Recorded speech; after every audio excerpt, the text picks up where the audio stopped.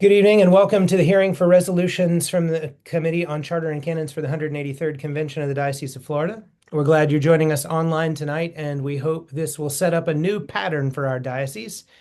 The committee has spent much time over the last year working on these changes, and some changes were carried over from changes that we'd hoped to propose last year. Some have asked why we would take up such significant changes to the canons now, when there's no sitting bishop. And the last time the diocese took up such significant revisions was in 1993, immediately before the election of Bishop Jecko, understanding then as now that the time to make revisions is while we're learning from the last episcopacy and looking forward to the next, with a vision for the diocese we hope to become under our new leadership. We're also hosting this hearing this evening for two reasons. One is that while we've done a lot of work as a committee, and I'd like to thank that committee now, Rick Alexander, our chair, for whom we still await, Father Victor Haley of St. Paul's by the Sea, Rhonda Drackett Williams, Amy Johnson, Lee Haramis, myself, Wiley Ammons, and Chris Green, our chancellor, with Keith Daw as our liaison to the diocesan staff and diocesan leadership. The two reasons we're hosting this is to solicit your feedback and improve our work. We've spent a lot of time on this, but we are interested in your feedback and your opinion and your suggestion for how we might improve these things before they get to the floor of the convention, and to invite a discussion that might otherwise take place on the convention floor. We want to have that discussion now, so that we shorten the business of the convention if what we present to the convention is something that's already been looked at by the diocese, something that has already been looked at and discussed ahead of time, so that we might present the best possible revision by the time we get to the floor.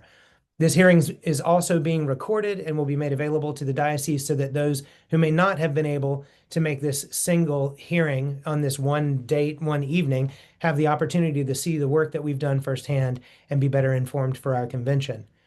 As a reminder, there are three places to find information concerning our proposals. The text of the proposals are in the multicolor markup of the canons. That document was distributed in green, blue, orange, and red, all in one single markup document. And the reasoning for these proposed changes can be found in the report produced by the committee, and a summary version of our reasoning and the changes themselves can be found in the resolutions, of which you saw those listed on the convention website. We'll be presenting these resolutions very briefly tonight, knowing that you already have this information and knowing that our time is both short and precious this evening. I will link the agenda in the chat, and I am getting ready to do that now. But know that we're taking up these resolutions in order.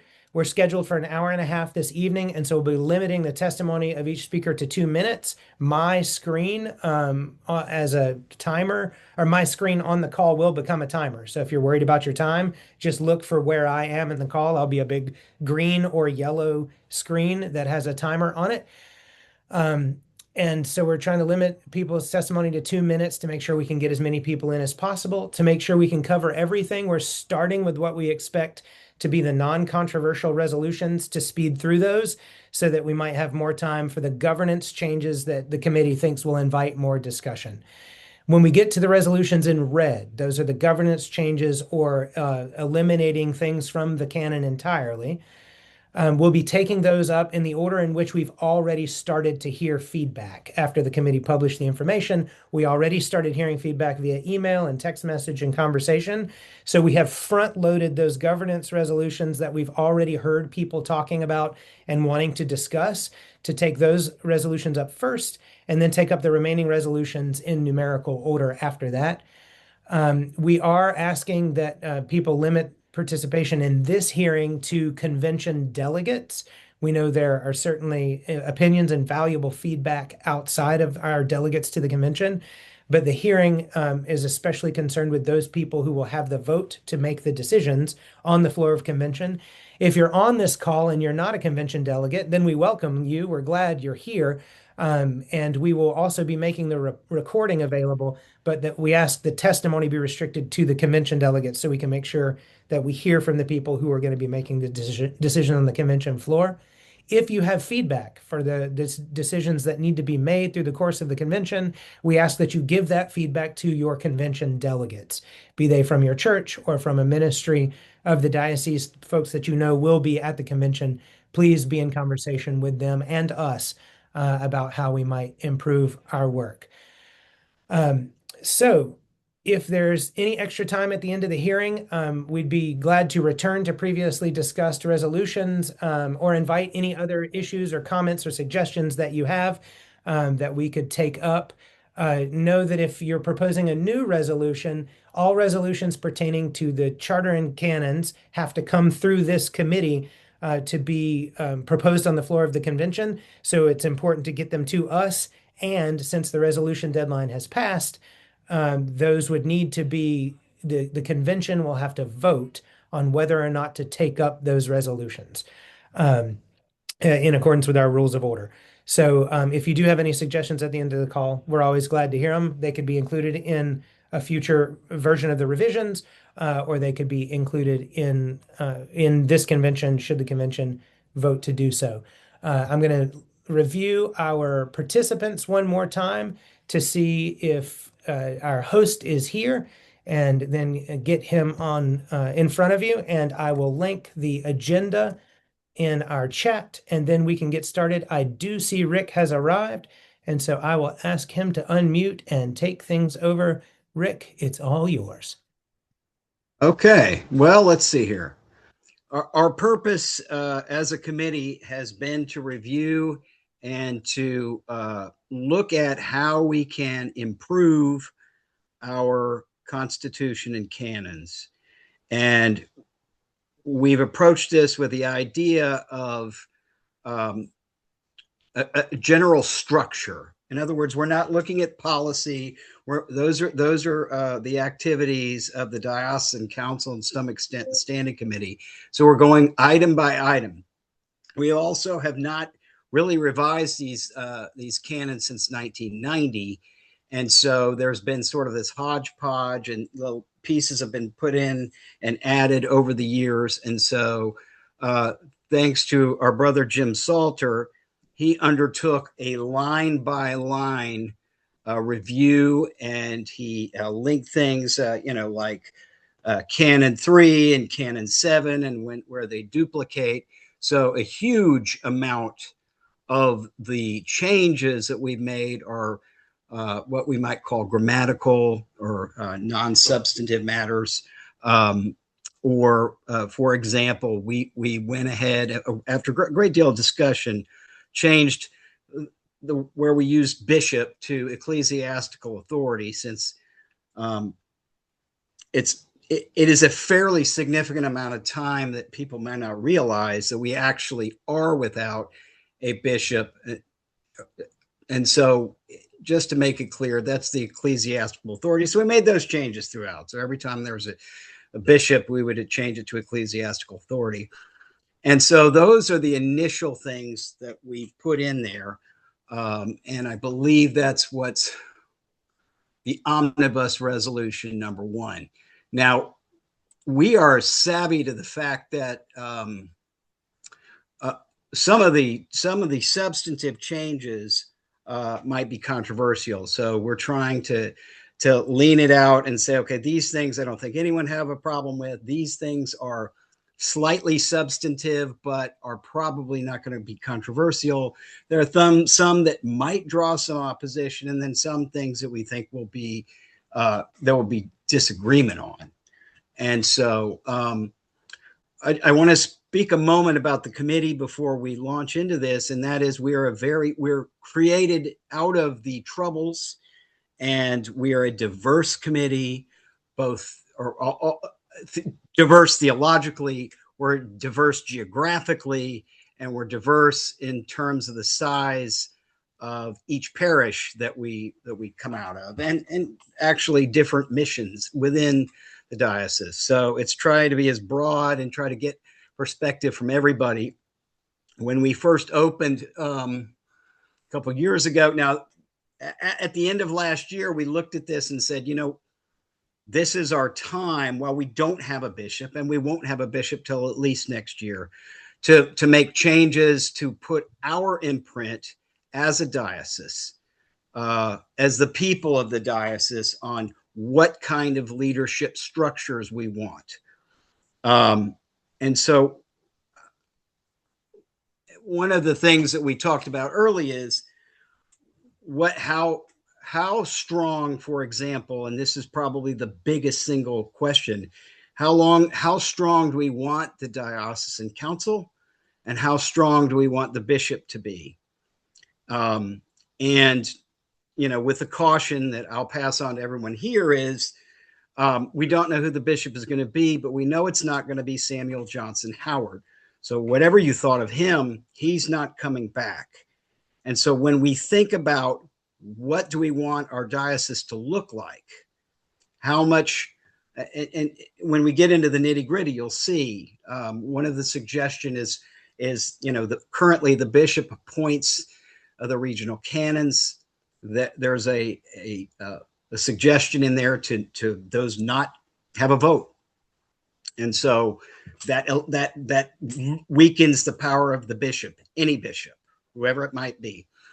And so that's a question of governmental structure and what we want to do with that. But I want to tell everybody that we have worked with good faith right from the get-go. We've taken to our task. There's really never been any acrimony at all. We disagree on some things occasionally, but I want the diocese to know that we represent all kinds of areas, and we saw this as this is one of our first challenges. If we can't agree on the rules, we're really in trouble. And so we've tried to put together a set of rules that will advance the diocese, that is consistent with the modern Episcopal Church. So a lot of the changes are to make us coincide with what the canons are at the national level, and how we can also set up a system for us that we will all get along with. And one last thing is, we're trying very hard to avoid ambiguity. Ambiguity is the devil's playground, because then when there is mistrust, the ambiguity says, well, you mean this and you mean that. So I just want to assure everybody we've acted in good faith, and we're pleased. We've worked real hard on this, and we're pleased with what we got. Does anybody, and so the way our plan is to have an omnibus resolution, and basically the omnibus resolution is all of the fairly simple things. The next one is the green resolution, which is also an omnibus. Like the opening green should be the least controversial. Really shouldn't be any changes or issues with that. However, everyone's welcome to look at it. And if anyone has any questions about it, please feel free to raise them. Blue or slightly, we've gone with 4 different colors, each one representing how controversial we anticipate they might be. So blue is a little less, and then orange, and then red we know are going to be questions that people are going to have questions about. Father Wiley, do you have anything you would like to add? No, so I think probably now is opportunity. I see Christopher Martin is raising his hand. I was going to say this is an opportunity for us to talk about how the omnibus resolution is going to work. Sure. And are you, just so everyone's clear, Rick, are you moving into the agenda? Are we taking comments on resolution 1 now? Yes, and why don't we? The other thing is, I think there may be a fair amount of questions, and so let's hear the questions, and we may address them right now, or we may address them as we move along. All right, so, then Father Martin, what is your question? Martin, welcome, and go ahead with your question. This is kind of a gentle reaction. I do not have a copy of the revisions in front of me. I tried to open my iPad and put it there, and I couldn't do that. So, but when I read everything through it, it was interesting. And I think in the original canons that you've worked on, there were elements that probably have been in there for 100 years, and language changes and thinking changes.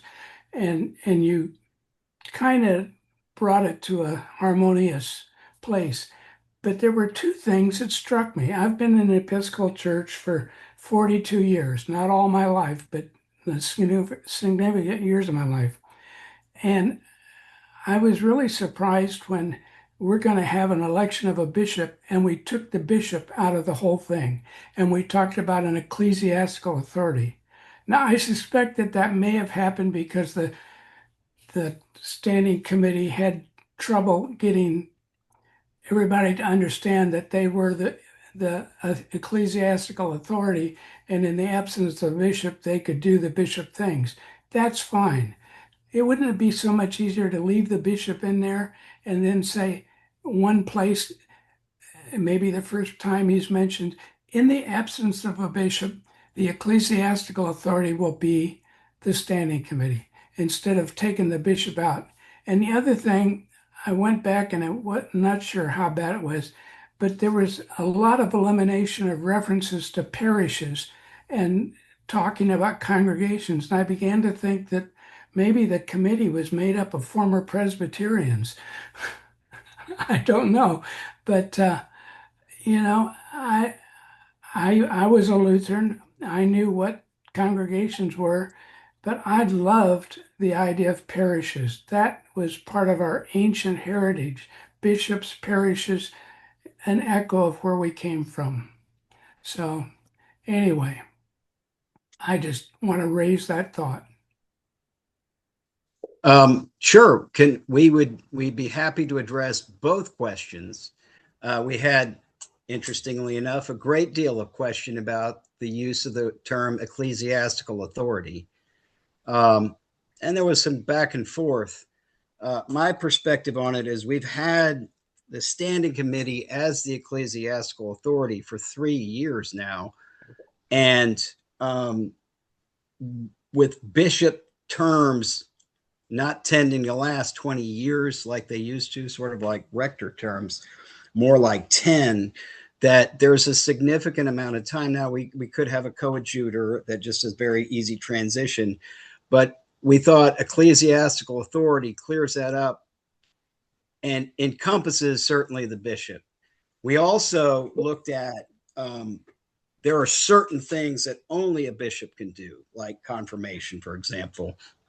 And in those places, we returned the term bishop. So we made sure we kept that in. As to congregations, I'll let Brother Jim talk about that.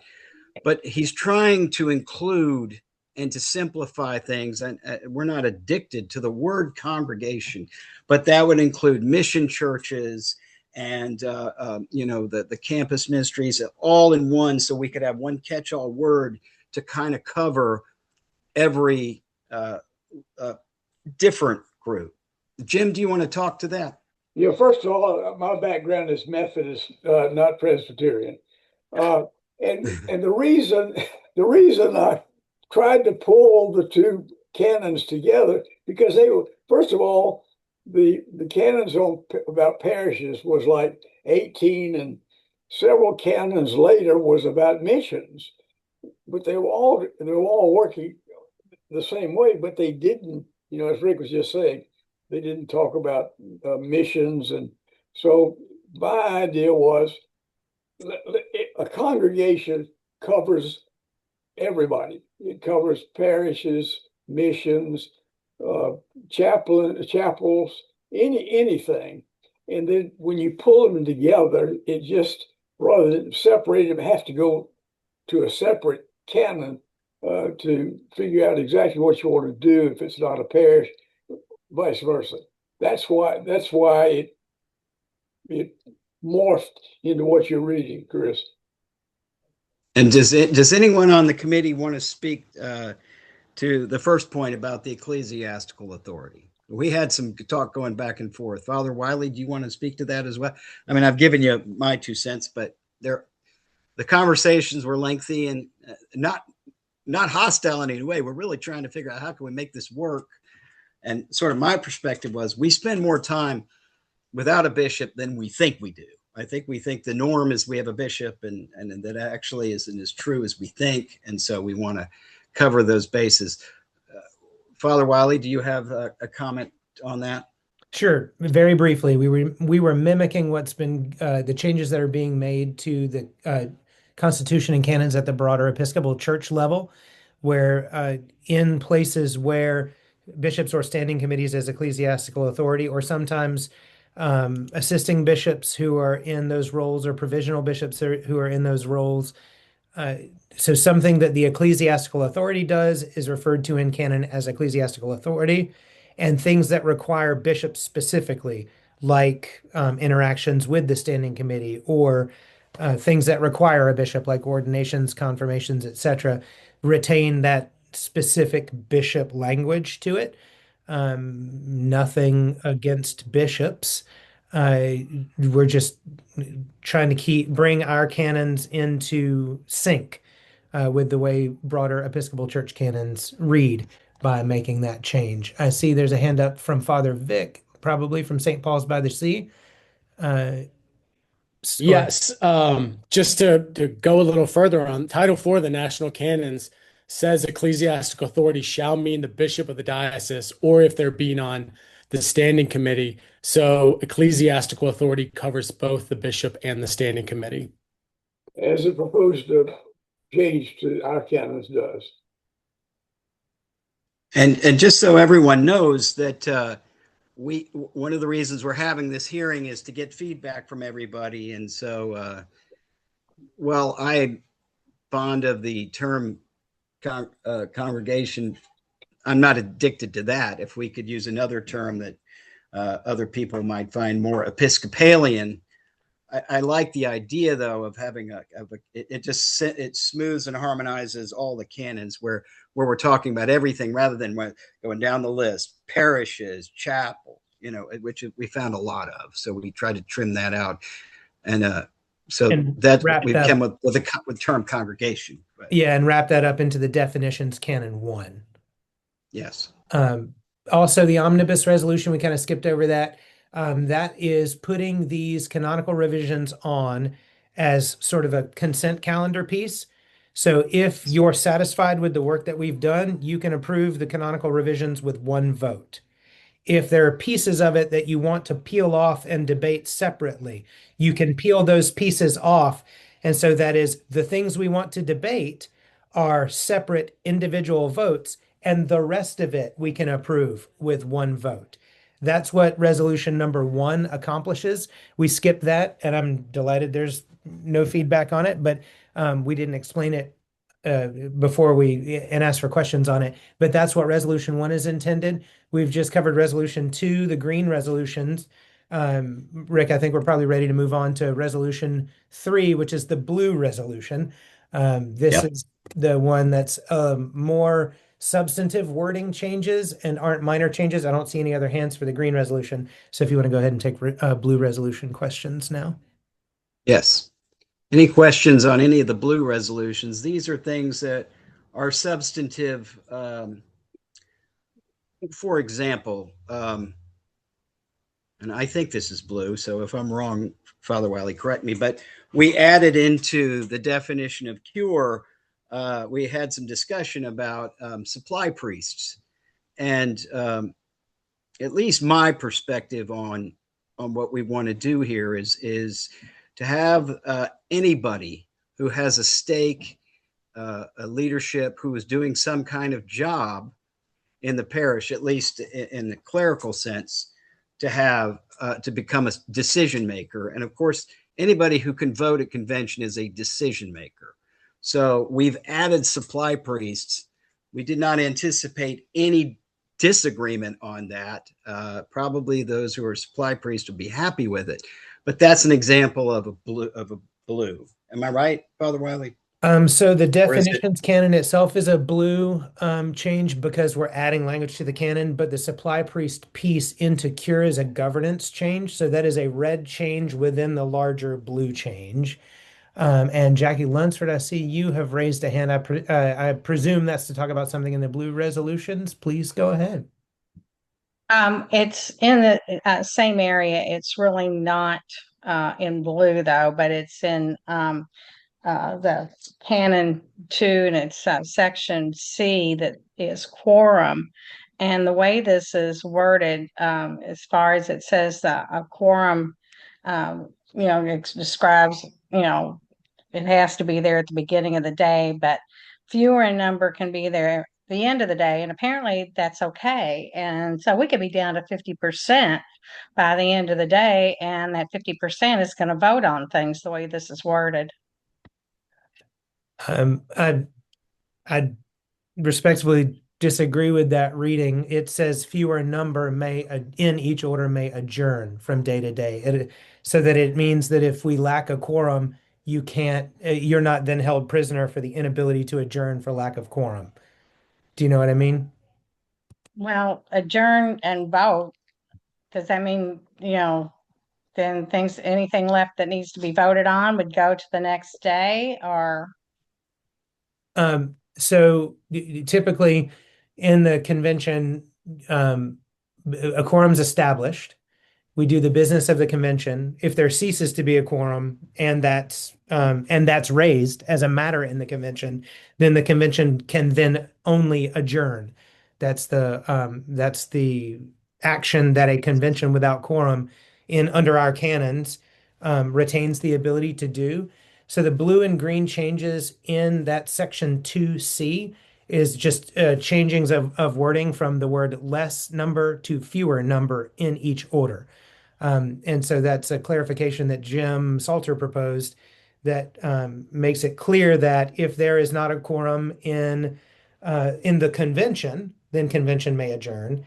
If convention lacks a quorum only in the clergy order, convention may still adjourn. If convention lacks a quorum only in the lay order, convention may still adjourn. So it isn't changing the substantive language, but clarifying that a fewer number than the necessary quorum can adjourn. I hope that helps.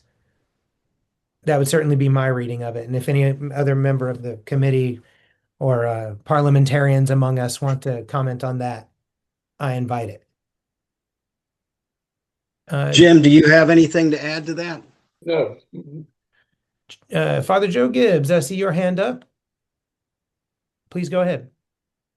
Yes, thank you.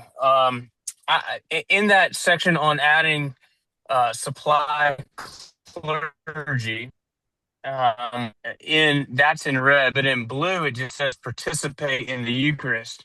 And I wanted to know, what does that word participate mean? Does it mean they have to conduct 12 Eucharists, or that they can just show up once a month in church and take the Eucharist and be counted? The word participate doesn't seem specific enough to me, and that's in blue. I agree. That was the language that the convention passed last year, which came from the standing committee defining cure. The committee was careful not to change any of that language, though I agree that that's vague language and would appreciate suggestions on how we might clarify it.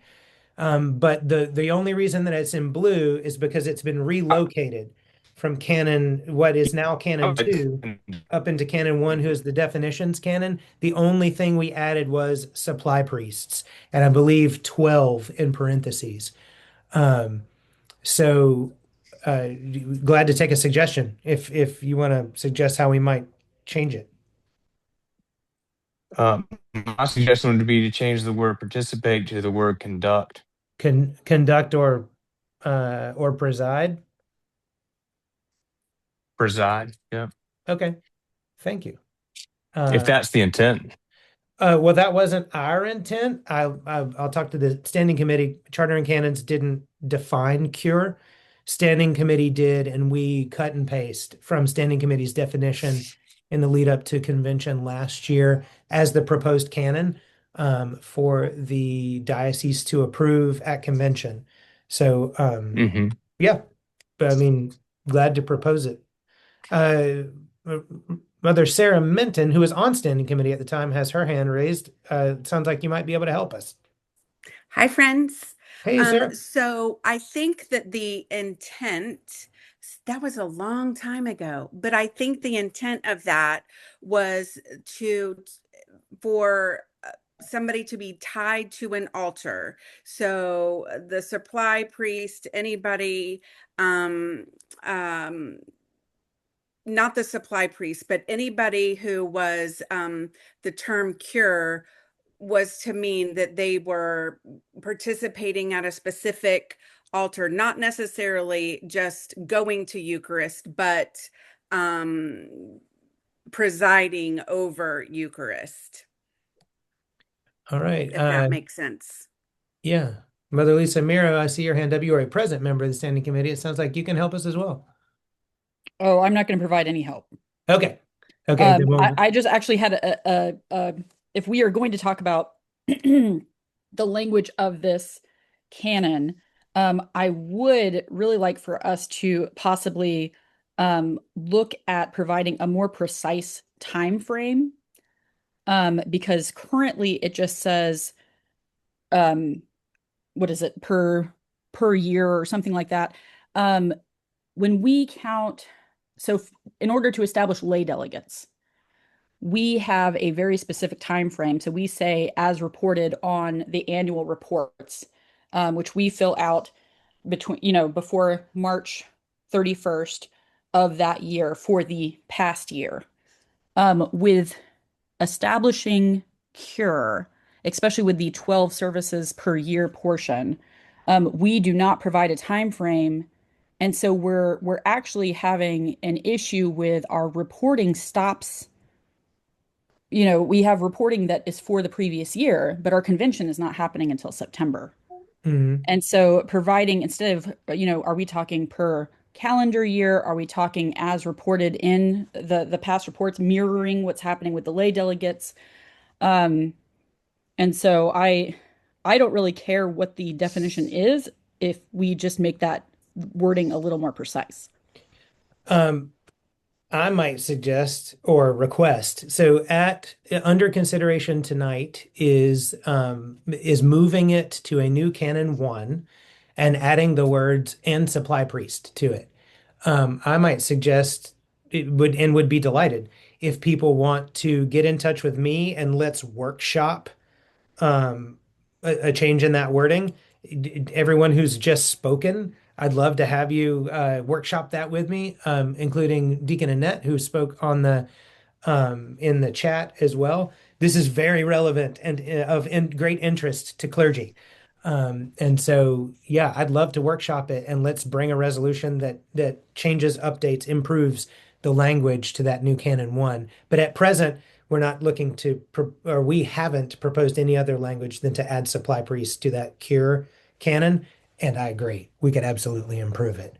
The Charter and Canons Committee was reluctant to take that up alone. But Yeah. with your help, we would love to workshop it and go about it. Rhonda, a member of our What we committee. do. Yeah, Rhonda, a member of our committee. I see your hand up. Do you want to help us?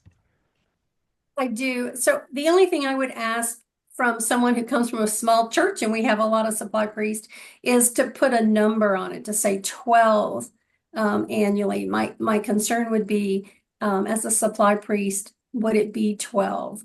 Or would it be a smaller number? Although, not because they don't want to serve, because they're not needed at the moment. So let's just be aware of that when we workshop it. Yeah, thank you. I believe that was in there at some point. No, it's always been 12. Yeah. That was what the standing committee's proposal was and what we copied into the canons last year and approved by convention. And yeah, that would be very valuable input into that workshop process. Laura Ammons, so you have your hand up as well. Go ahead. We can't hear you. If you are unmuted, but your audio is not working.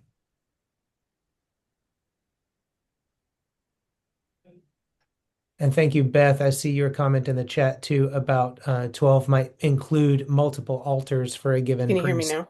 We can hear you now, Yes, Laura. Go ahead. right. My headset broke, so All right. I can hear you, We but can I hear you. Go ahead.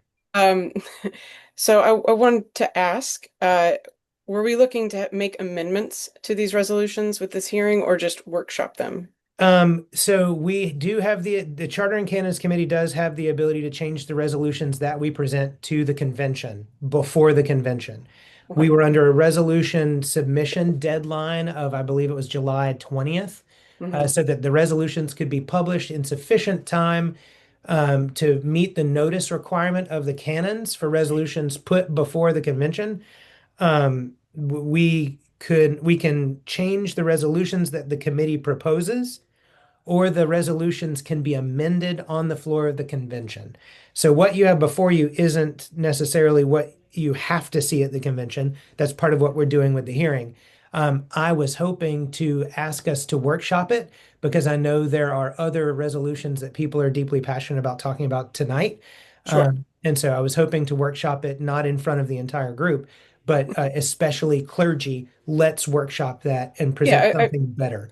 I feel like the definition of cure and making more concrete evidentiary requirements would be something that might get a little into the weeds for some of the crew here. I agree. Yeah. And so that's why I was proposing that we workshop it offline and not spend all of our valuable time tonight on the definition of cure, since what we're proposing does not propose to redefine cure as it presently exists in any other way than adding supply priest.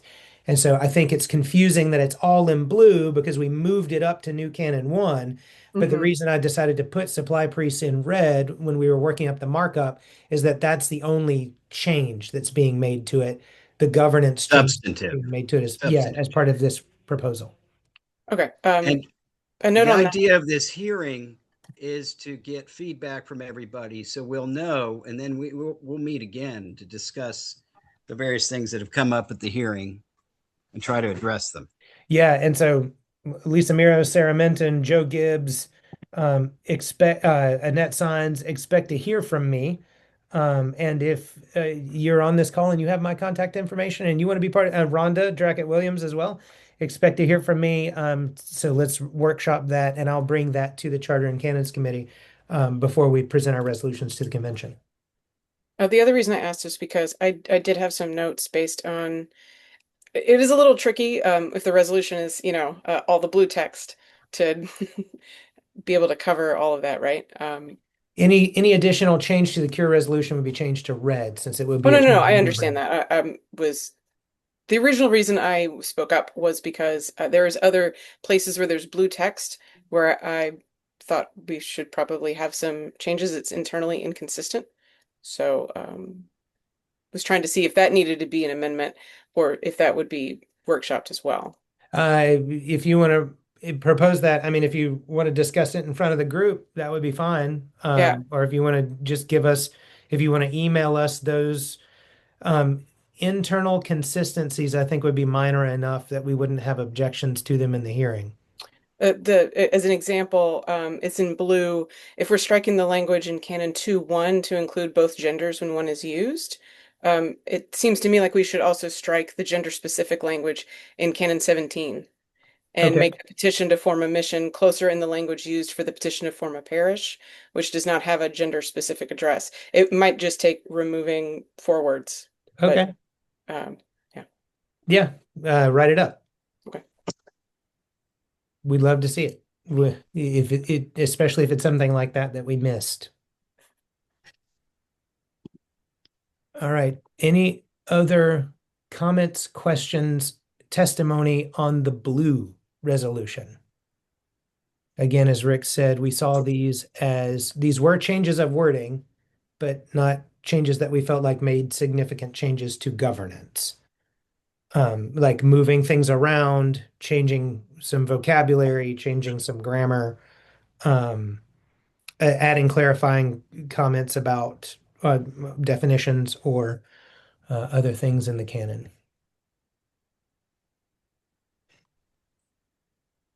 All right. Hearing none, Rick, I think we're ready to move on to the next one. All right. This is the orange resolution. Yes, orange resolutions are slightly more substantive. Let's just see. Is there anyone who's looked at any orange changes that wants to bring up any issues with it or has any questions about it?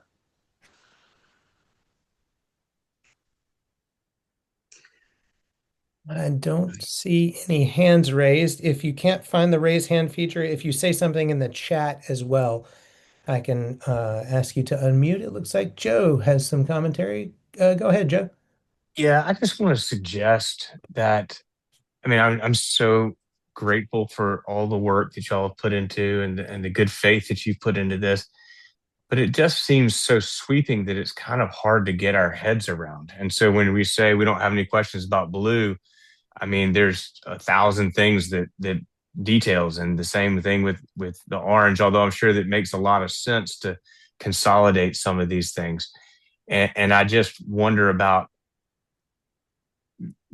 the delegates. Honestly, just the way it goes, the delegates all voting on things they're not really sure that they understand because they haven't been able to sort of get their minds as the greens on top of the blue, and it just is it takes a lot of careful editing, and I'm not sure we really understand exactly everything that we are saying we are good with, because I'm afraid we'll miss a detail that's fairly substantive that is because there's just so much of it, and I wonder how the committee, if the committee could just address that, because Sure. like I said, there's just so much. I'll start, and anyone else can jump in. So it took us a great deal of time because we've changed.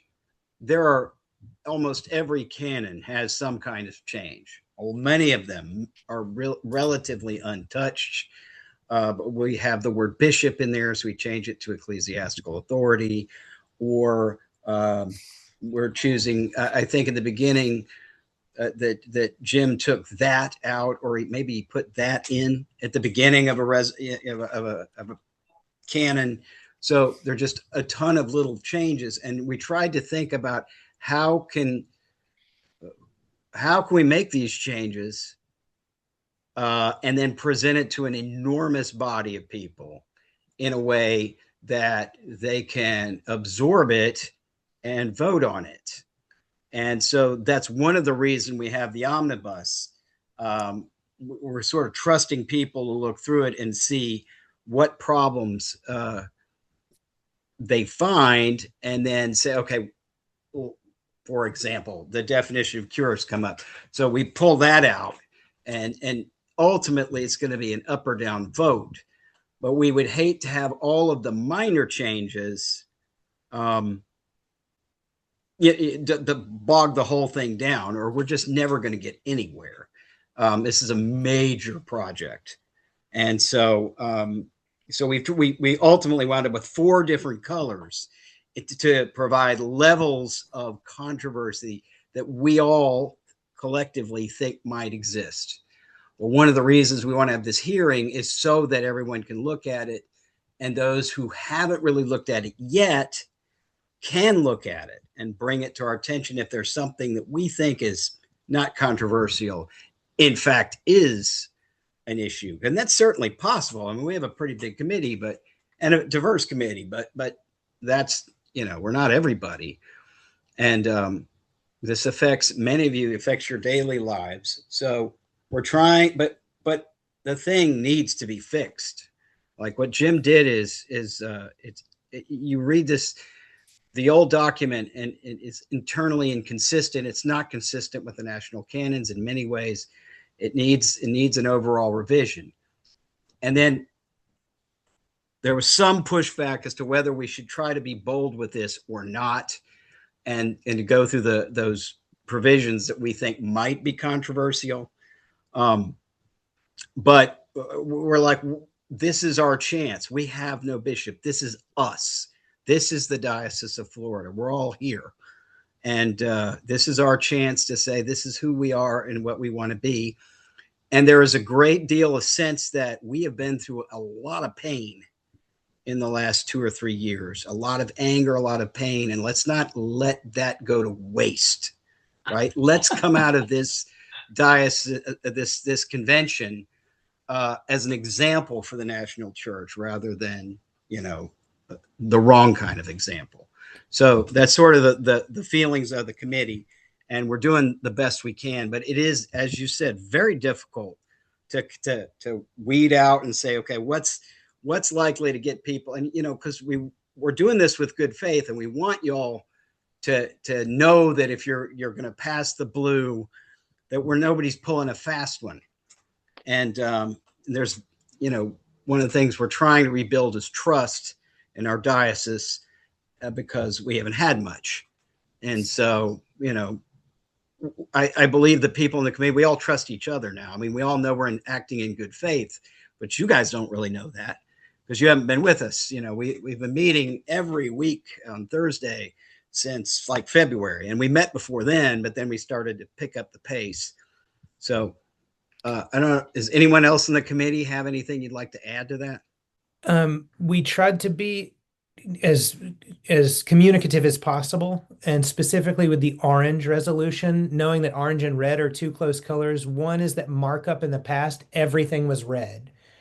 And frankly, with a proposed modification of the canons of this size, if we put everything in red, it would just be one big red document. And so the hope with the multicolored changes and then resolutions was to break these down into digestible, debatable, reasonable pieces, so that the convention could deal with a single piece of it without saying, scrap the whole thing. And the reason why we chose the green, blue, orange, red was that we thought that, the closer those colors are to red on the spectrum was the more debatable we considered the resolutions, and also the more significant we considered the change. So the sum total of the orange changes are numbered in the resolution that you see on your screen right now. And they are the movement of cure, which is why you see cure struck in its original place in the canons in orange. And then you can read the rest of them there. Rhonda's on our committee, and so I think she wants to help as well. And then Sarah, I saw your hand next, followed by Jack Tull. So Rhonda, go ahead, and then Sarah, you're up next.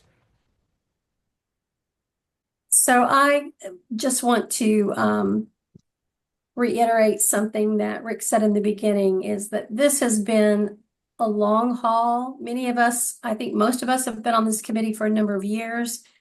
This year in particular, I don't think there was anything we disagreed on. We all agreed on the various changes, the restructuring. We knew this would be an issue. We knew this amount of change. We would need to try and figure it out. We talked about just coming up with some of the changes, but we wanted you all to know as a body that this group looked at every canon, realized that it's been decades since we've made substantive or sweeping changes. It was time to get it in line. I think the hope is that it would all be passed, but I don't believe that I don't think any of us are going to be disappointed if it's done in pieces, but we wanted everyone to see that there is so much change that needs to be done. This group that is very diverse has come together, and we feel like these are appropriate changes. And even though tonight I've heard some things that I believe that we can go back and fine tune some more. And I think as we have some of these meetings that'll happen. But anything that you all can come up with that helps us to communicate more effectively and not overwhelm everyone would be greatly appreciated.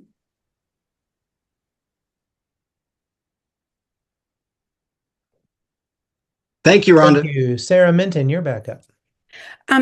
Just a question, since I know that y'all have been working for so hard for years together. Thank you for that. I'm wondering why leave the term cure in there? Why not take cure out and like redefine who can vote? Like, I looked at the Diocese of Central Florida, the word cure is not in there. The word cure is so vague in the wider churches canons. So why leave it? Why why not just define it and be done with cure? Because we all know it's a big pain, and well, you know that what we've dealt with that word. Well, that's been a discussion as long as I've been on this committee. My first question is, why are we using this medieval term that has all kinds of meanings to different people? So my impression is the word is going to stay for whatever reason. So if we can't change it, let's define it so that we can all understand exactly what cure means, at least in this diocese. Of course, I wouldn't have any opposition to changing it, but I think I got the impression from numerous people that cure is just one of those words we've always used, and we just need to define it. So if there's a groundswell to get rid of it, I wouldn't oppose it. The only thing is we have a definition that's very clear, and it helps us determine who can vote. And that's come at, I mean, it's like, how do you make sausage, right? Who is canonically resident? Another question, like, oh, what does that mean? So those two work together, cure and canonical residency. And so, yes, I acknowledged, like, we're having to say, okay, who's on the list, who needs to register, and who's canonically resident without cure, they need to register. So it does create kind of we're trying to clear it up and make it as clear as possible. But I think it's sort of the way I would describe it, is why we have health insurance in the United States. It's not insurance. We're not insuring anything, but that's how it started decades ago, and that's what we live with. So I don't know if that answers your question. And does anyone else in the committee want to address that? If I can, cure is more definable and less arbitrary than canonical residence. Because the way canonical residence is operating under the canons right now, it is arbitrary based on the decision of a single person. And that's how canonical residence was applied in the past. Cure is something that can be defined well enough, as difficult as the definition might be, so that you could look at cleric A, B, C, D, etc., and determine whether or not that person has cure. Whereas canonical residence, which is a lot of what other dioceses depend on for clergy participation in governance, is based on the vibes of a single individual. And that would be my argument for use of cure over canonical residence. And the single individual, you're talking about the bishop. Or the ecclesiastical authority. It may Or be the a collection ecclesiastical of individuals. That's right. Right. So okay. Okay. Thank you. Sure. The other thing, Sarah, we can do is we as a committee, we continue to exist, and each convention we come up with new things that are confusing, and like we've tackled cure a couple of times, but that doesn't mean we can't go back and try to make things clearer. Or canonical residency, we could make that part of the canons.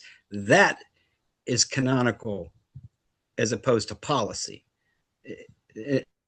And one of the things that we've tried to do is get the policy out of the canons. You let the diocesan council and the bishop work on policy, but who can vote? That is canonical. That's something that we need to put in our constitution. This person can vote. And under what conditions can a person vote? All right. I see Jack Tull's hand raised. Is this for the orange resolution, Jack? I just have I have a point of clarification. Tonight, are we going to be able to go through all 14 resolutions, or? That's our aim. Okay, I just want to be sure. Okay, thank you. Yep, I'm trying to keep us moving. Thank you. Are there anyone have any others on that point? Does anyone have any other questions about the orange in general, or specific items that you want to talk about? Are we on red items now? We're about to go to red items. Yes. Resolution number 1 is resolution number 8, election by sortition. Yeah, that's my baby. There are several dioceses, parishes in the diocese, at least three that we know of. Three people on the committee elect their vestry by sortition. Sortition is just casting lots. It's as biblical as it could possibly be. It's right there in Acts. The first act of the Christian church was to cast lots to select their people. And so I came up at All Saints, where, as long as I can remember, we've been selecting our vestry by putting names in a hat and pulling them out. Often the rector would have someone who, a child or somebody who got the, volunteer of the year award, or somebody else, and we could certainly do that. The bishop could have the person with the bishop's cross or whatever, picks names out of a hat. But when I came to the convention, I saw that most of the people I was voting on, I did not know. And I was pretty active in my church. I know the people in my church, but I don't know the people who are running any of the lay people. Some of the priests, I know their names, like Mother Beth, come to All Saints, and she did Church Without Walls. So I know Mother Beth. But many of you, I might have seen your name, but that's all. I don't know what I'm voting on, right? So it's somewhat arbitrary to begin with. And I expect that's a lot of people don't know. And what we have then is, so the nominating committee gets a certain number of people to volunteer to run, and then they get 100 words to kind of tell us, I'm a senior warden, so you got a senior warden here and a senior warden there and a 3-term senior warden and a junior warden. And it just seems like to me, it was like, this is where we should do it, right? Because nobody really knows each other anyway. Let's pull names out of a hat, leave it up to the Holy Spirit. And the priests have all heard a call, right? A call. And this is a call, right? And in addition to that, there's this kind of odd way that there's not really campaigning, but we start eyeing somebody and like, well, where are they theologically? Do I want to vote for this person? Or that's the big parish, they get everything. I'm voting against them. And we don't want that, right? So it just seems to me like this is a perfect opportunity for turning it over to God and letting God select our people. And so that's the idea. And it's not like this has never happened. It's happening at the parish level all over the diocese. So that's the suggestion. Are there any questions about it? Yes. Jack Tull, I see his hand first. Go ahead. Okay. I have a little different opinion on this. In general, I did not believe we should select by sortation.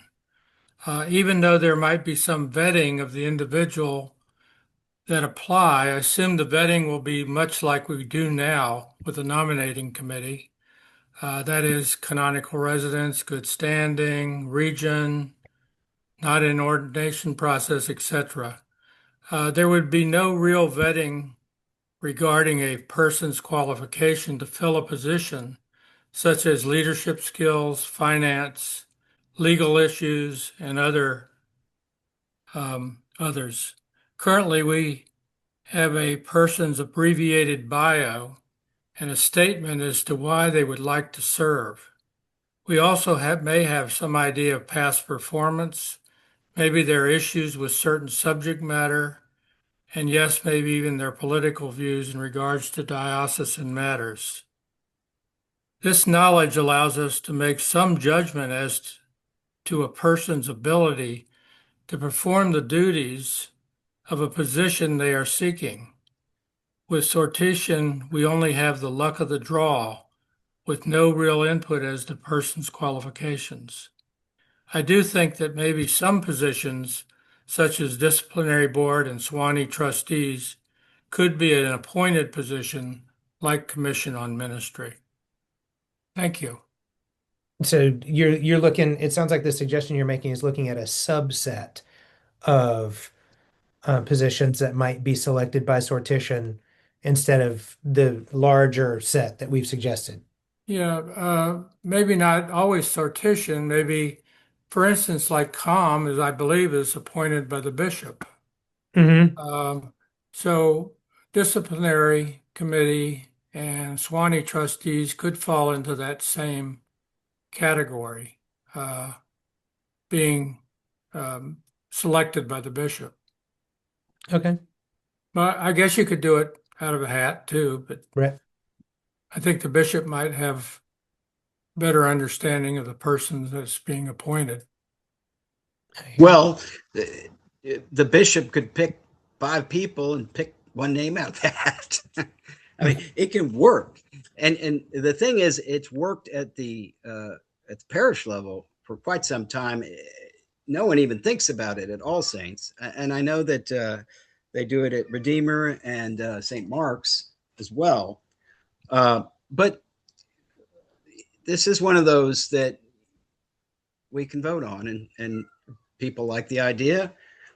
I also realize this is kind of a radical change, and so people might not like it, but it may take a while for the idea to catch on. But at least let's think it through and decide, what we want to do.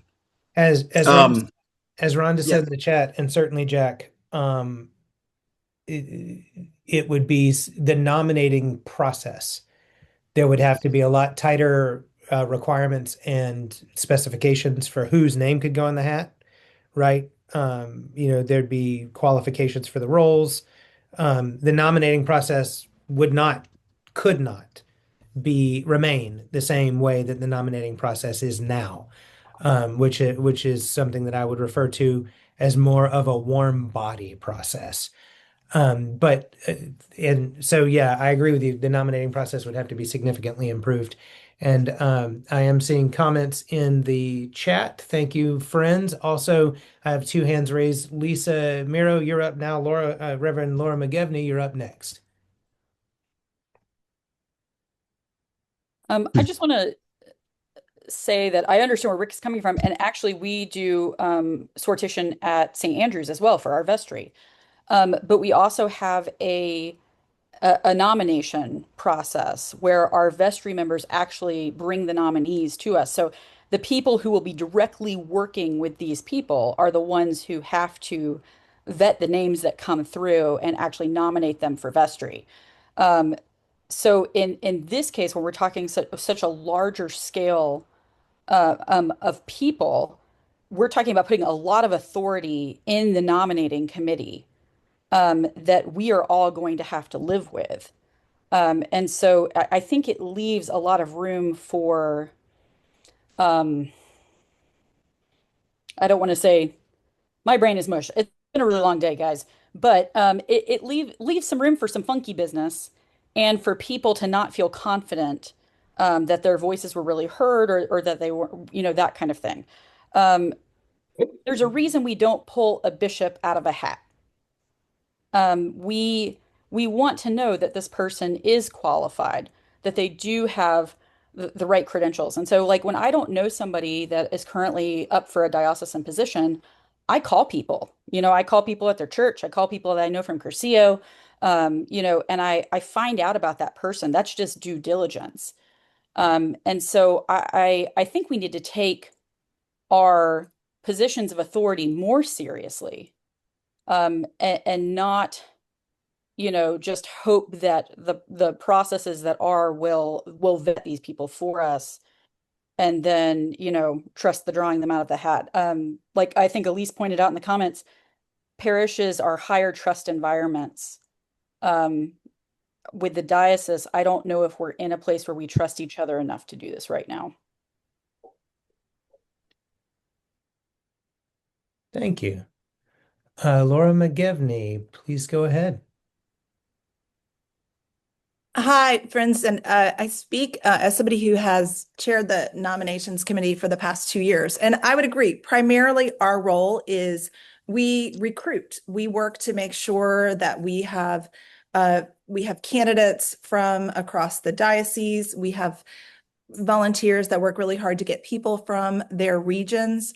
My comment would be, having been at churches that use sortition, there's always somebody making a decision. So the question is the bishop going to be the one? So then the bishop decides these are the candidates that we get to choose from.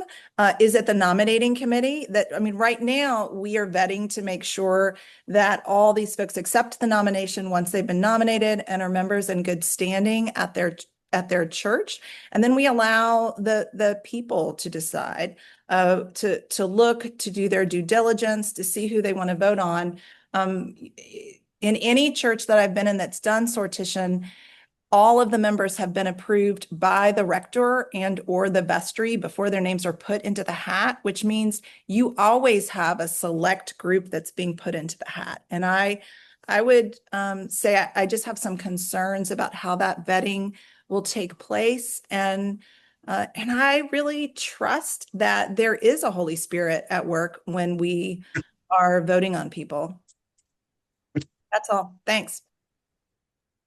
I saw Joe Gibbs' hand up briefly. Joe, if you intended to raise your hand, then please raise your hand again. Joe Gibbs, please go. Reverend Joe Gibbs, please go ahead. Yeah, thank you. I don't talked a lot tonight, but I just want to say that while I think it is, I mean, I agree with what's been said, but I just also want to say canonically changing the landscape of how we select leadership in the diocese the day after we elect our bishop, without his input. I mean, we're asking for wisdom from outside the diocese. That's what we're really looking for. And it just seems like these men have been discerning one diocese, and we're going to hand them a different one. And I would just at least pause before we change how we elect our leaders. Well, I do believe, and correct me if I'm wrong, the bishop candidates they're going to be able to see our proposed revisions before they take the office. Is that not right? I believe Joe may have muted it, and yes, the answer to that question is yes. I mean, these are already public, and I also know that we have a clergy meet and greet, so that would be or questions to submit for the meet and greets themselves. Although I hope we don't talk about canonical revision in our meet and greets, but yeah, but I take Joe's point too in that. There are some that are worried that we're making wholesale revision in advance of a bishop's election, and the committee addressed that in the report as well, in that part of it is giving the new bishop a vision of a diocese that we want to be, and part of the reason we're having this hearing is this may or may not be part of what it means to be the diocese that we want to be, and that's why we're inviting comment from you, and thank you for your feedback. To keep us moving, is there any other comment on sortition, or can we move on to resolution 6, which is remote participation? Moving on. I don't see any. Well, I don't see the hands, Wiley. So you're going to have to help us with that. No, there are no further hands for that. We can move on to resolution. I do know there's been some concern, at least on the Facebook page, about repealing remote participation. Is there anybody who's raising their hand on this? Yeah, Chris Martin is raising his hand. Go ahead, Chris. I would suggest, I'm 84 years old. I've been to seminary. I've studied Latin, Greek, and German. I'm fairly literate, and I've never heard the word sortition. Mm-hmm. I thought, what in the hell are they trying to do? And I looked it up in the dictionary, and why not you just call drawing lots? I mean, that's what, you select it through lots. And I think sortition, I would venture to say that at least half the people and probably 3/4 of the people attending the convention have no idea what that means. And if you want to do it, just change the name. Okay. Thank you, Father Christopher. All right, I see Um, David Harrison is the next with a hand up, and I think this may be on remote participation. David, go ahead. Please tell us your name. Well, we see your name, where you're a delegate from. David Harrison, Church of the Ascension Carabel. Welcome. The remote voting, I actually had asked, because the reasoning given was the cost and complexities, and I've spent my life in technology, and we use that type of technology all the time. We don't have issues. So why is there? That's one issue. The other issue is that is in the canons now. If you remove it, you're going to run into a legal issue should another event like COVID come up where we can't get together short of an executive order from the governor.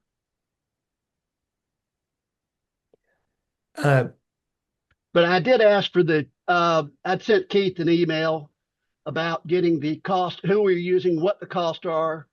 Those are the things that, just saying we've got these problems, we don't want to do it, isn't going to fly. If you really want to make it, try to remove it. You need to be giving concrete numbers as to what those costs are. Let people understand what the issues are, because just saying, oh, it's too complex and we don't want to do it, is basically what the write-up said. Sure.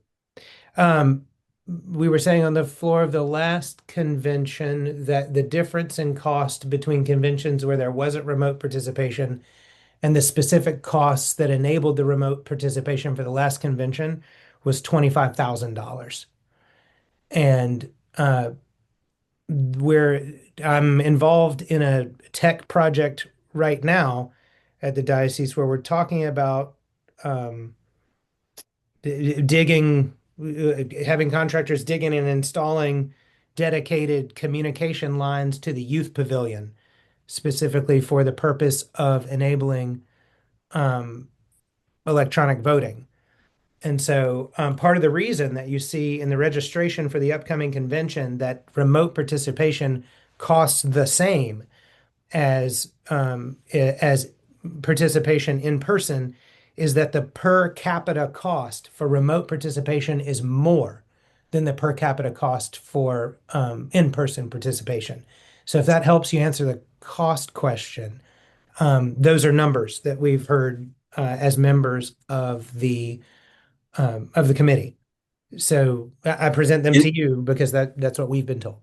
Well, that's what we've been my also. Point is, I'd like to see actual numbers. What that cost. But the reason I say that is because, there are very inexpensive ways to do that meet the criteria legal, that don't cost $25,000 to do, that are far more reasonable. I think instead of just saying, oh, it's cost too much, and especially when you're saying, oh, well, the difference between two conventions, that's a terrible benchmark. You need real numbers of what that piece of technology cost. Oh, no, that was the specific cost to enable remote participation. That's not a difference in the cost of the two conventions. Well, that was the wording you used, was the difference between two. That's the reason I said that. Okay, well, but I'd love to see and like to know who you used. It's costing us that much, but too.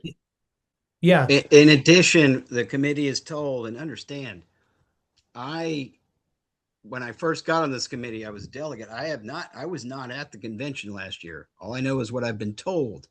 But I was told that we still have a problem with Zoom participants. And the way the canon is written, the Zoom participants must be able to participate as if they were there, to be able to talk and communicate, to raise objections or whatever it might be.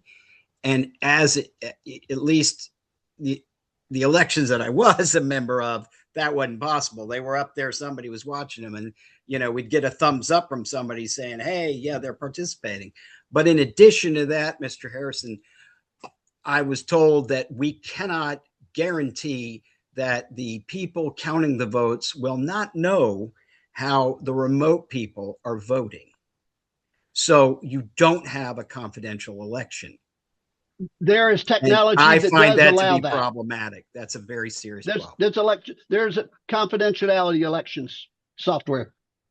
Oh yeah, Okay.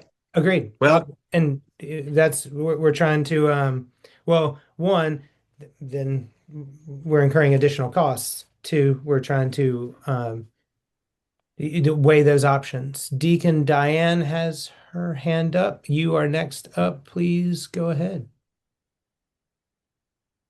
Okay, can you all hear me? We can. yes. Good, cool. I think this resolution is discriminatory against people who are active but unable for various reasons to attend in person.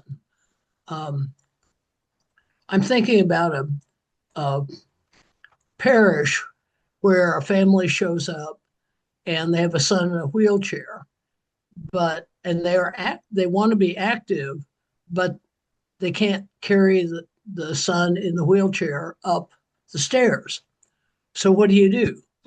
Well, you contact people, you raise the money, you build a ramp.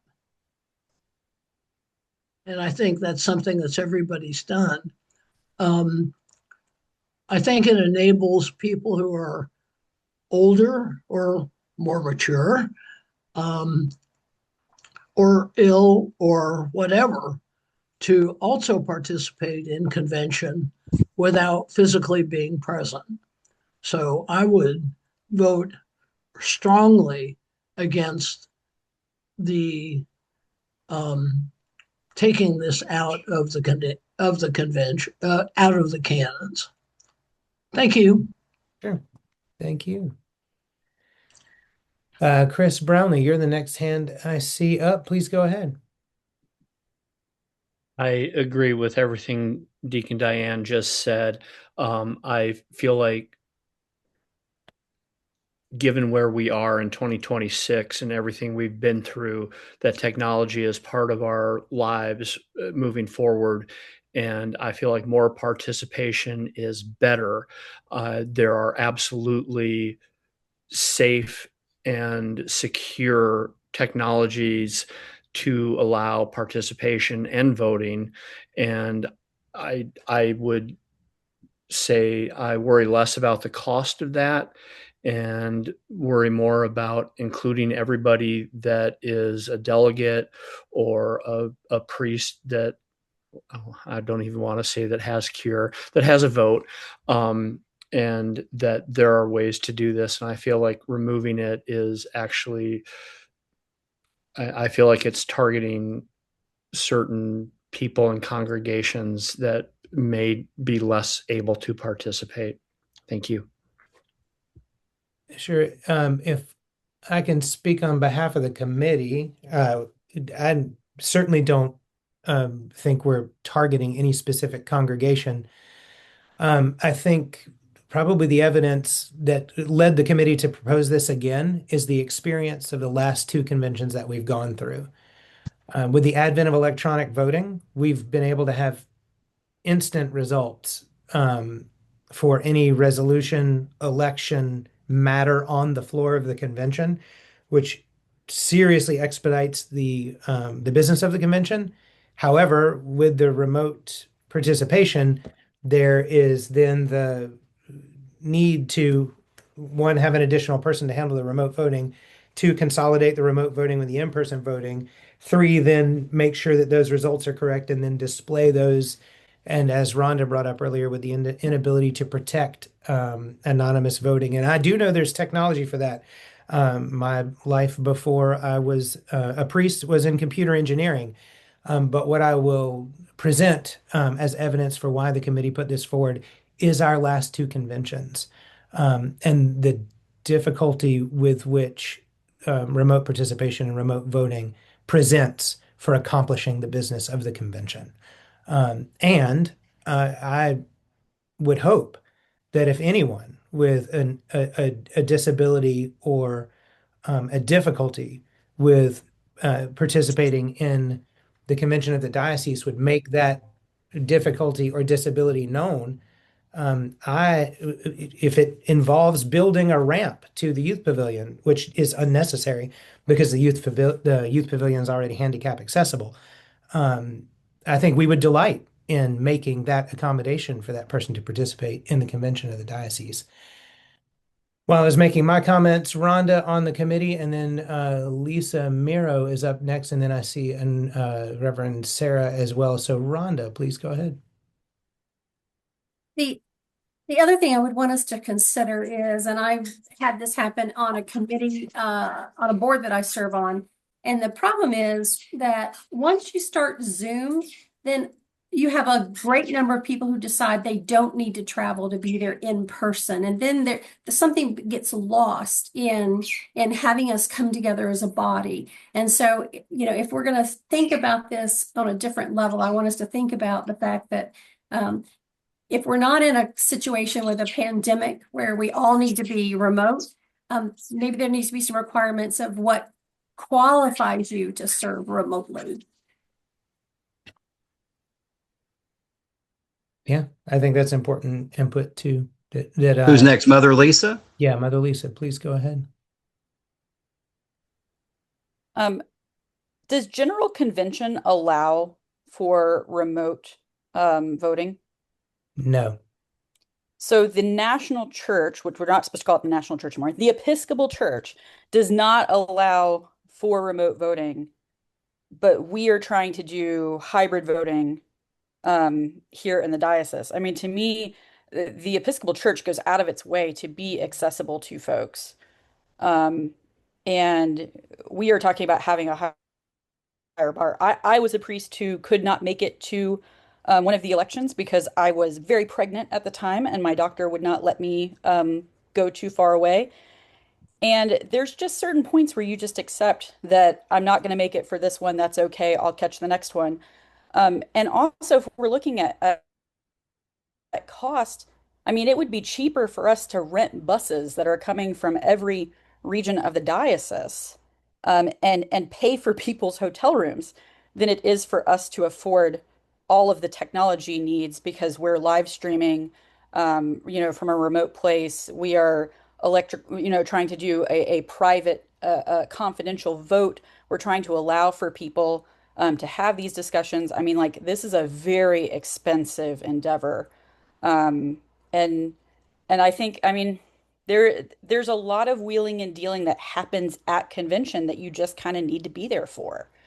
And so I do think that we may need to look at, like, why does General Convention not have remote access? Thank you. Thank you. All right, Reverend Sarah, I presume Locke, you're up. Hey there. This is Reverend Sarah Locke. I'm in Colorado Islands Parish at Redeemer Episcopal Church. My question, I guess, is to the committee on whether or not there was any conversation with like other dioceses in the province about like whether they had this provision or whether they had this for a little while and took it back out after COVID, or if there was any conversation with like the governance committees of other dioceses.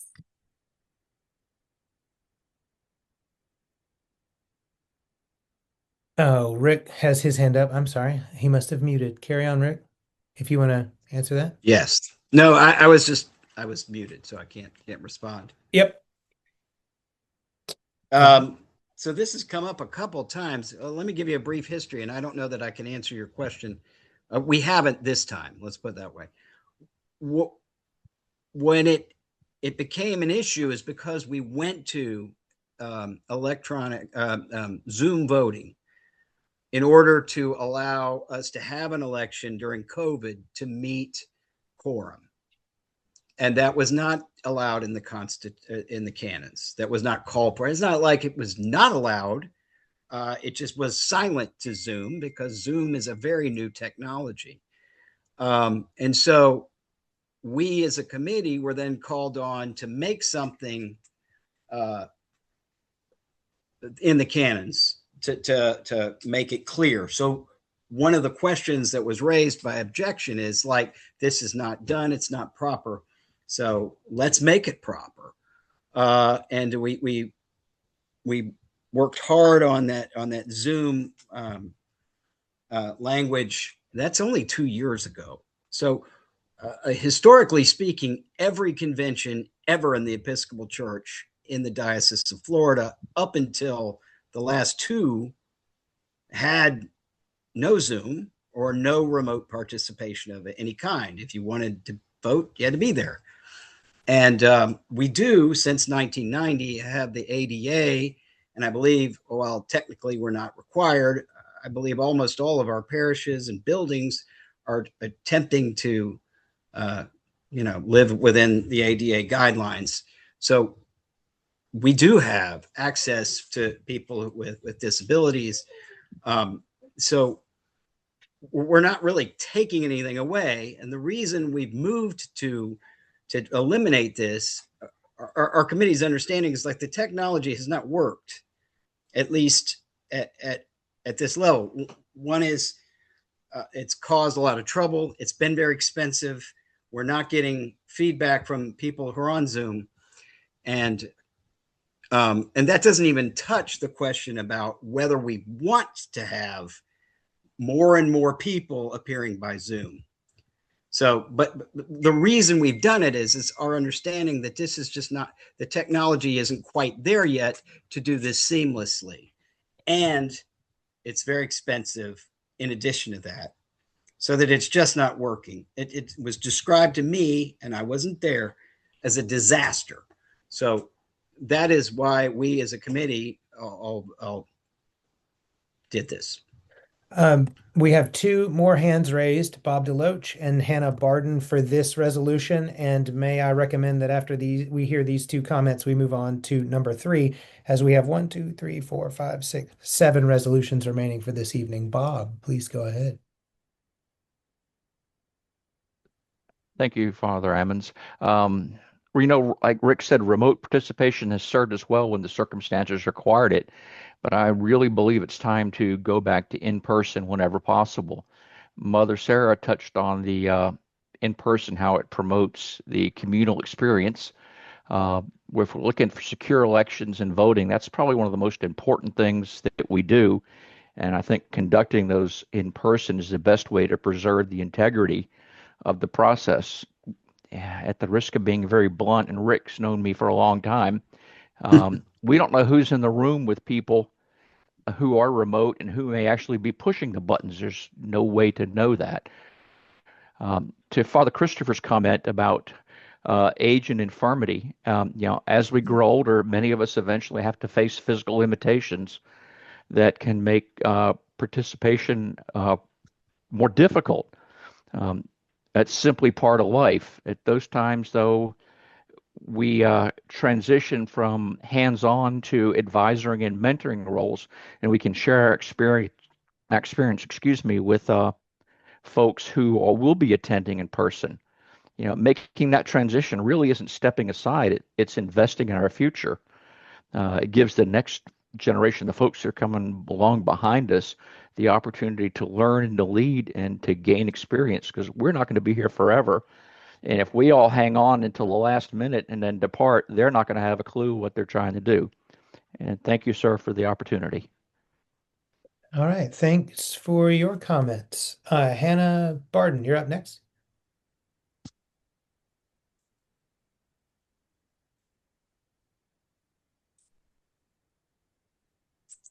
There it is. Haha. Hey there. Hannah Barden, General Convention delegate. I ran the Zoom for the May 2022 election on my personal laptop because the auditors had not arrived yet in time for us to begin. And as someone who has run the Zoom aspect of an election, it is unbelievably difficult. I understand that we've hired people in and we're paying for it now and it's easier. However, I think that the level of the level of work that it takes to run the Zoom call for the fewer than dozen folks, it's a lot of effort, and I think the in-person aspect is incredibly valuable. Thank you. All right, Rick, I think that'll conclude our testimony for resolution number 11, and suggest we move resolution number 6, and suggest we move to resolution number 11, which will make regional canons advisory on council. Because this will be much less controversial. I know. Okay, folks. So I see Jack Tull's hand raised to speak to this. Rick, did you want to speak to the resolution before we start taking testimony? If everyone knows what we're talking about, I don't see any great need other than to point out this will provide us a weaker bishop than what we're used to, which is, it's neither here nor there. It just depends on, whether you want a strong bishop or a weaker bishop. Yeah. And we'll let Jack speak. Yeah. Go ahead, Jack Tull. Jack Tull, Christchurch, Ponte Vedra. This revision takes away the vote of a regional canon on diocesan council because they are appointed by the ecclesiastical authority. This suggests that because of their appointment and pay they receive for it, that they may be overly persuaded to vote in a way that is in favor by the ecclesiastical authority. I believe, however, that regional canons also have obligations to the clergy and laity of their region to vote favorably on issues that would be helpful to their region on a whole. The regional canons are involved in issues of their region along with the elected lay member that represents the same region. The ecclesiastical authority appoints members of other committees such as COM, so wouldn't the same issue of favor be in play? In my many years of serving on diocesan council as vice chair, I do not believe I have seen this favoritism in any consistent manner. I feel in almost all cases the regional canons always considered the issues and what might be best not only for their region, but also for the diocese. If there are current or past regional canons on this call tonight, it would be very good to have some firsthand information on this if you'd like to provide it. Thank you. Thank you, Jack. And we do have a regional canon with her hand raised. Reverend Laura McGevney, please go ahead. Yeah, so I'm a regional canon. Y'all, I enjoy parts of my job and being a regional canon, and I don't have any problem if I was made advisory, but I think it's part of a larger question of what are we, how do we put trust in what we're doing with the next bishop? And it, I've also heard suggestions, and I can't remember honestly, because there are so many revisions. If one of them was to have regional canons not appointed by the bishop or have them rotate, or there would be another way to select regional canons. So to me, I think this is something that could be part of a larger discussion with our next bishop of what are the roles of regional canons and what type of role do they need to play in the diocese. So that's just my feedback is that I completely understand where the suggestion is coming from the committee. And I also am sensitive to being able to allow the bishop to appoint regional canons and to trust that the regional canons that are appointed are going to vote their conscience and not what the bishop tells them to, or the ecclesiastical authority for that matter. Thank you. Sure. Thank you. So I think the idea was this with this, and as Canon McGevney was just saying, the committee was back and forth about what we wanted to propose. One proposal was to make them advisory, and that required a single change to the canon, which was to add the word no before vote. The other possibility was to have regional canons be elected by the regions themselves, even if it happened at convention. That was a larger project about restricting who could vote in a convention floor vote. Other dioceses elect their regional representation in the regions themselves at a clericus or some gathering of the region or deanery for those who have been in other dioceses. So we looked at several different options that we could use to implement this. And frankly, the simplest was to insert the word no. And that's part, and I'm speaking for myself here then and not the committee. This was one of the questions I wanted to hear from the hearing. So I'm interested in which we think is the most palatable option. Um, Jack's suggestion, and I don't want to put words in your mouth, Jack. I want to say it so that I understand it, is that you like them remaining to be appointed. Laura was comfortable with alternative methods for selection. So am I. So it was, if there isn't going to be any method of selection other than direct appointment, then they become advisory. If there are other methods of selection, which I would be delighted that we do, I'd be happy for them to retain vote. And as a past regional canon myself, it has been my experience that if you did not continue to cooperate with the ecclesiastical authority, you cease to be a regional canon. Can I speak into this too? I would like Sure. to emphasize, even though we may be speaking on behalf of these various modes, like the last two, the resolutions that we think are controversial, there is by no means all of these controversial may or may not have the approval personally of the members of the committee, right? So I thought this needs to go to a vote, but I'm not sure I would favor it if I were voting. But it's a very reasonable question for us to ask right now, because what I would suggest to Mother McGivney is, if we get a bishop and we wait to see what the bishop says, I think it's going to be a lot harder to get this passed if there's a bishop in place, and you're then now taking away the bishop's power to appoint 5 regional canons. I just think, and I'm not suggesting any power play or anything, it's just the nature of the beast that you're going to tell the bishop, oh, well, we're taking away a big chunk of your power.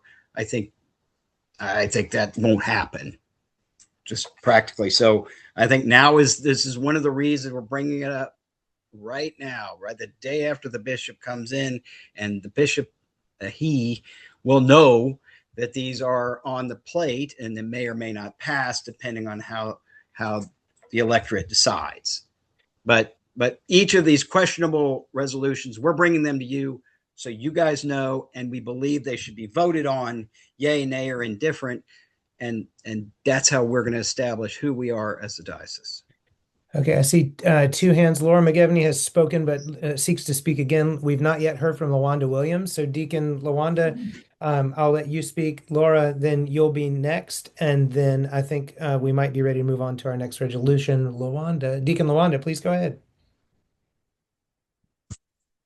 Hey, I'm LaWanda Williams. I think I'm the only one here that was on the search committee, correct? I don't see anybody else. And I can't say a lot, but I will say that some of the things that everybody's talking about, we have talked to the candidates about these things, and I'm not in favor of trying to make all these changes before the new bishop, because I think that he's going to have his own ideas and his own ways of doing things. And all 3 of them, I will say, are very capable. And this is one thing that we did talk. I just can't say a lot, but it is one thing we talked about was regional canons with the 3 of them. And so I know that they have their own thoughts about these things. So I'm just real hesitant and uneasy about trying to do all this, but taking it away from them, kind of like what you just said. So anyway, thanks. Thank you. And it does, I saw in the chat, Angela Boyd from the nominating committee is also here on the call with us. Go ahead, Laura McGevney. Thanks. Sorry. Quickly, again, I don't have any problem having no vote. I don't have any problem having regional canon voted on or selected in a different way. I also just believe that this is something I'm trusting the process, and I'm trusting that our next bishop is going to have some good ideas about this. And I think this is something that we should work with our new bishop to make a decision on. Thank you. Thank you. All right. Rick, moving on to the next one. I do believe this will be a little easier or quicker, and that's to include supply clergy in the definition of cure, which we kind of alluded to earlier. Does anyone have any questions about that?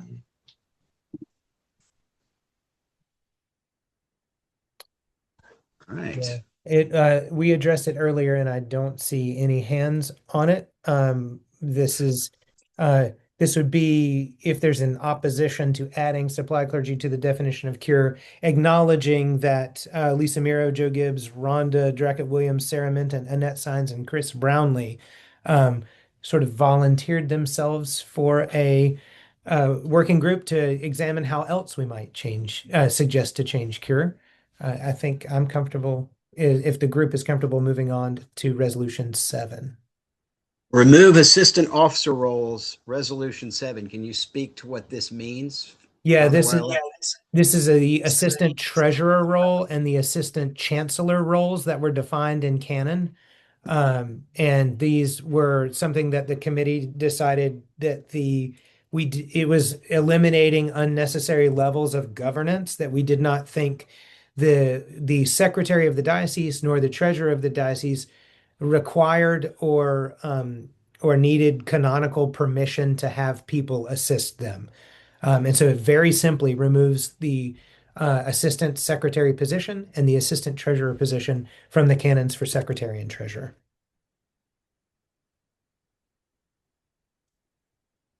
Do we have any questions about that?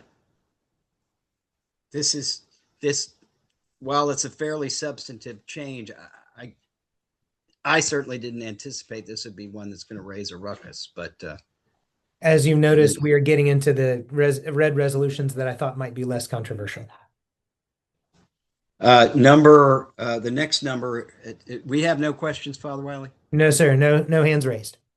The redundant requirement for the treasurer, that's resolution 9. Could you speak to that?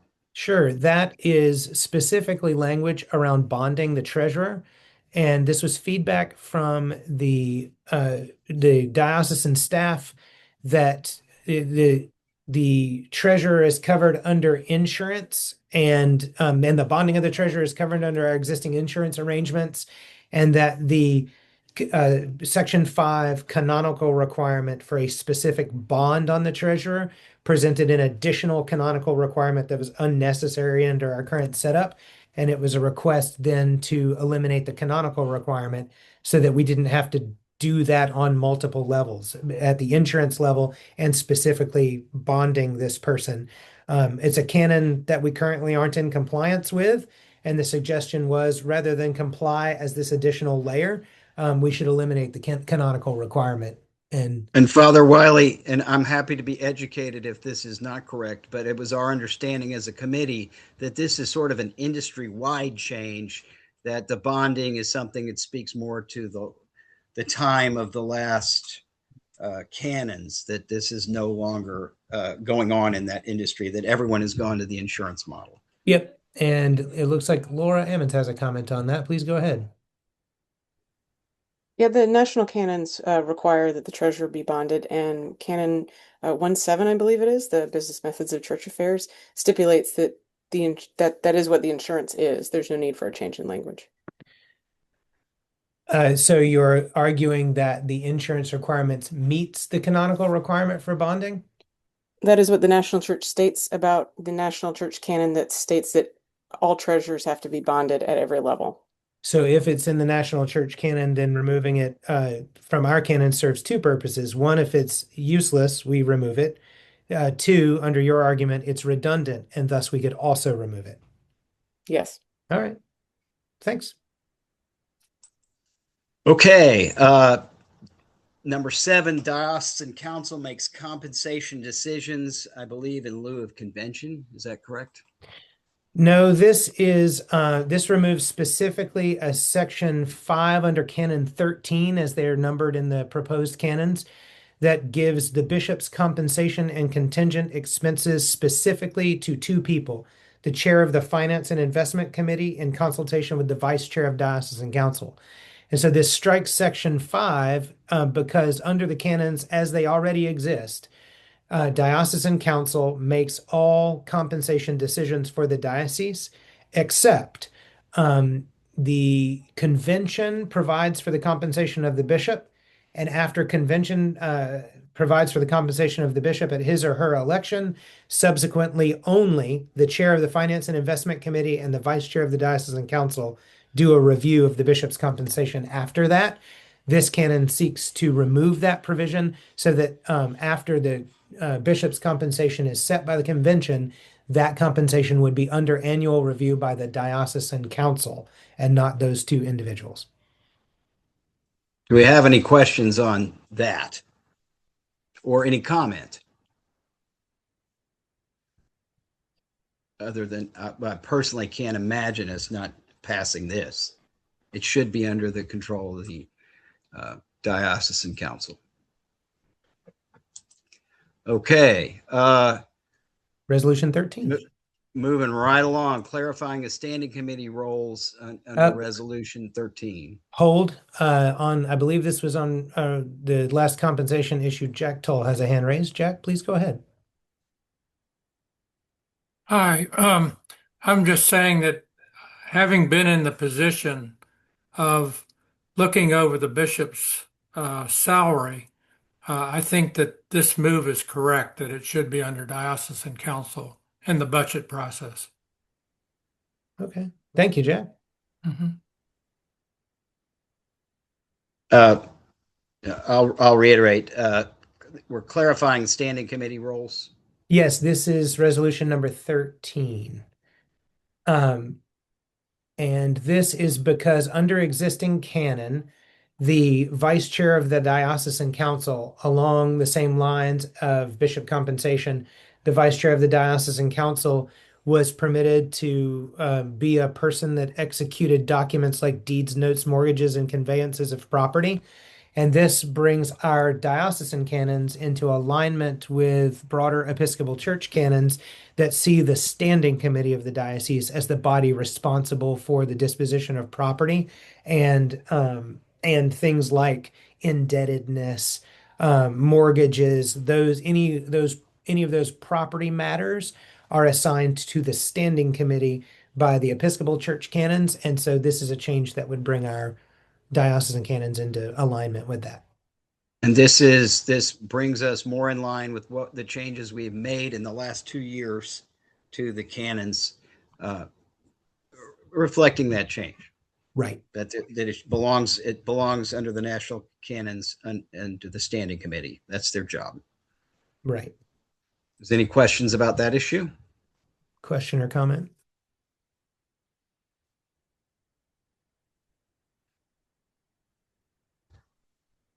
All right. Hearing none, let's move on to the last one, number 9, removing mandatory layers of governance under Resolution 14. Yeah, this resolution would eliminate old 2025 Canon 13 and 2025 Canon 14, which create canonical bodies of an architectural review board and a diocesan school system and board of regents. As the report was saying, this eliminates them as bodies required to canonically exist, along the same lines as assistant secretaries and assistant treasurers, as those bodies aren't currently in existence. And so we're not in compliance with the canons because they don't exist. And this was aligning the canons with the reality instead of trying to mold reality to the canons. And some insight on what the committee saw, that we saw this as a matter of of how to construct. This is really that there is a place for both of those committees under existing Canon 12. And if it doesn't need to require any change, although apparently neither of those are embodied by anyone at the current moment. If the diocesan council wants to create those committees and put people in there, they're perfectly welcome to. It's right there in the canons. There's no special need to have these two additional canons that we saw. I think that concludes the resolutions we had under consideration this evening. I will retain the chat from here as well. I know that there was substantive conversations going on in the chat. And so when we report out the contents of the meeting, this recording will be edited for time and pull off the ending in the beginning so that we make it a little more easy to consume. But I'll try to write up the contents of the chat and suggestions that we saw there as well. And the Charter and Canons Committee will meet again and determine which ones we need to pull off of the omnibus resolution. And I think we did see some significant ones that I would suggest that we pull off the omnibus resolution to have individually considered by the convention. And we appreciate your feedback on that as well. And should you desire, the omnibus resolution provides that two delegations from two churches, much like what it takes to present a resolution, two delegations can pull a resolution off the omnibus resolution for individual consideration as well. So should you wish that to happen, that is the parliamentary procedure by which you can do that. If you want those to be individually discussed after we announce after this hearing what our suggestions are, we solicit your individual feedback and collective feedback after this. And know that those of you who volunteered to be the Cure group, you will hear from me as well. I believe I have contact information for everyone but Chris Brownlee. Chris Brownlee, if you would please email me at the email address you saw in the chat, I'd appreciate that. All right. Does someone want to volunteer to pray us out? Come on, we got a Zoom room full of priests. Well, I see hands raised. Lisa Mira has raised a hand. Please go ahead and Mother Lisa. Almighty God, thank you for this wonderful group of people who care so deeply about your church. Lead us and guide us, grant us wisdom, and Lord, please perfect your church. In Jesus' name we pray. Amen. Amen. Thank you, everybody, for attending. We appreciate it. Thank you for your input, for your love of our diocese, for your participation.